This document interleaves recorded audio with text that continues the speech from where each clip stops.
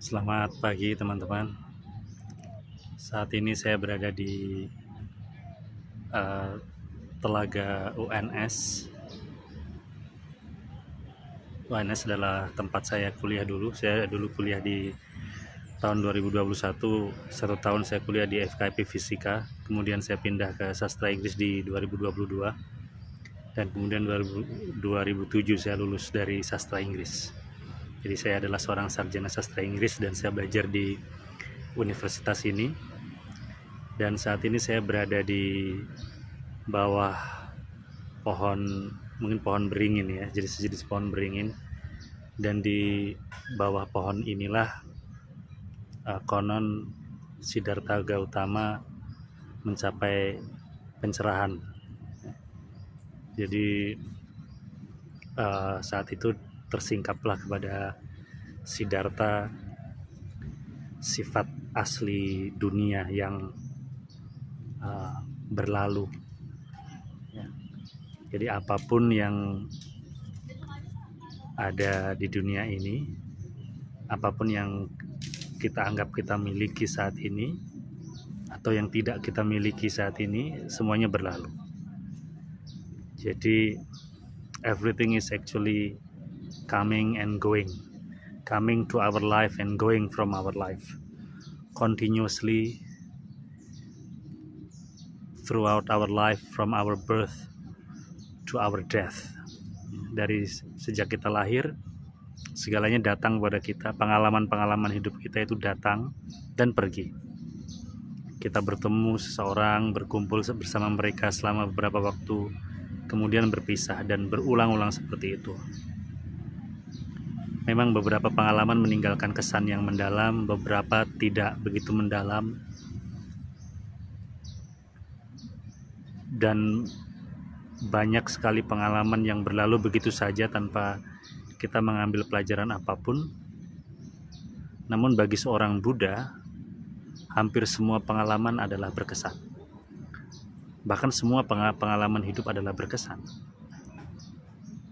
Bagi kita melihat orang mati, melihat orang sakit, melihat orang tua itu adalah hal yang biasa. Tidak menimbulkan bekas apapun dalam hidup kita.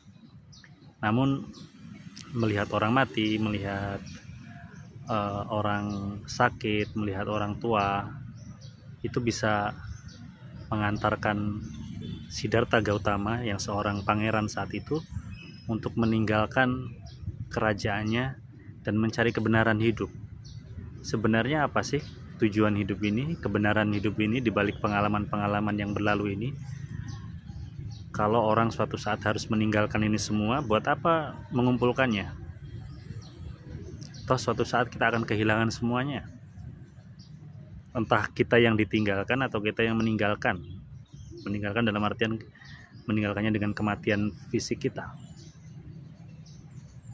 Dan itu membuat seorang Siddhartha sampai meninggalkan seluruh kemewahan yang dia rasakan sejak kecil dan mulai mengembara, belajar dari banyak bertapa untuk sekedar mencari tahu. Ya bukan sekedar ya, bagi seorang Siddhartha itulah tujuan hidupnya, karena dia sudah melihat semua kemewahan yang bisa dinikmati oleh seorang anak manusia.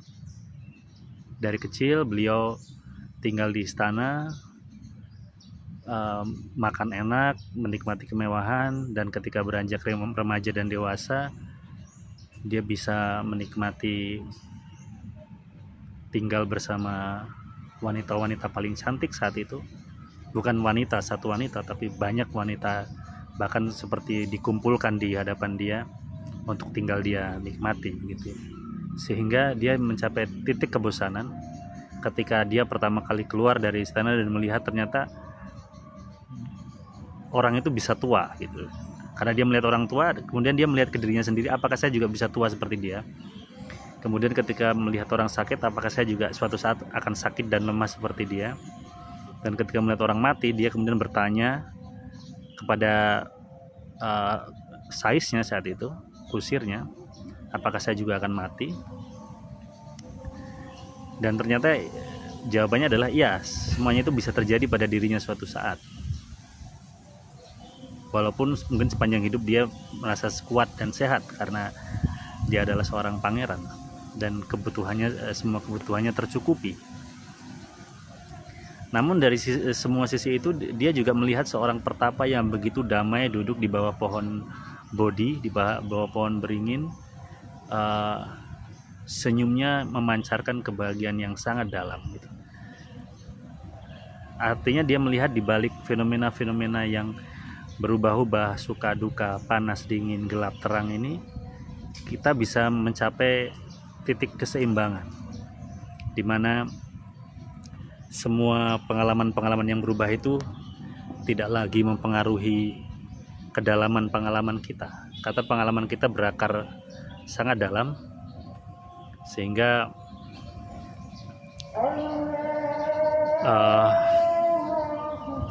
segala sesuatu yang berubah di dunia ini tidak memiliki pengaruh pada kita. Ada pengaruhnya, tapi tidak seperti saat kita hidup di permukaan.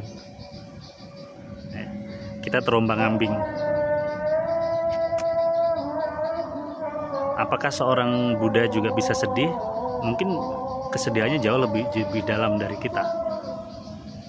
Karena untuk bisa mengalami kebahagiaan yang dalam, kesedihan seseorang pun juga harus dalam. Justru dia memahami betapa dilematisnya hidup manusia ini. Apa yang manusia sebut kesenangan itu pun ataupun kesedihan, semuanya berakhir. Itulah dan itu berulang-ulang seperti itu. Makanya pengalaman hidup di dunia ini oleh Sang Buddha disebut sebagai samsara, pengulangan antara suka duka, lahir mati, baik buruk, tinggi rendah, dipuji dicaci, gitu kan. Dan itu bagi yang sudah melihat ke arah itu, pengalaman itu membosankan. Hari ini kita senang banget dipuji orang, dielu-elukan orang.